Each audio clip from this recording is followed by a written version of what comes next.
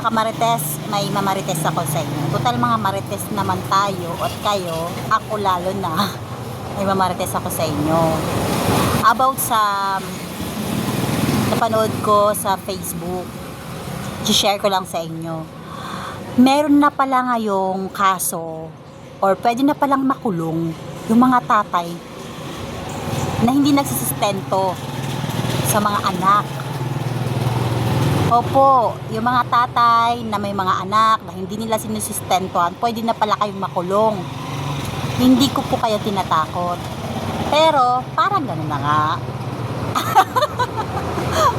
Sa mga tatay po dyan na hindi marunong magsustento or hindi marunong magbigay sa mga pangangailangan ng mga anak, o makinig kayo. Hindi na pwede po yung gusto nyong mangyari na hindi kayo pwedeng bumigay. Kailangan po magbigay po kayo ng mga pangangailangan ng mga anak nyo. Kaya pag nireklamo kayo, yon ang pagngangan nyo.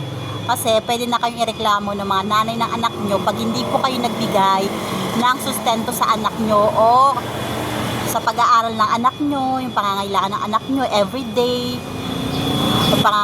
tuluyan, pagkain, yan, kailangan nyong i-provide yun sa mga anak nyo. Kasi pwede na kayong ireklamo ng mga nanay nyan o ng mga anak nyo at pwede kayong makulong.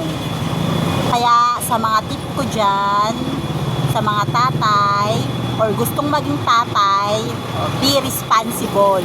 Kung ayaw nyo masira ang buhay nyo, magpakatatay kayo.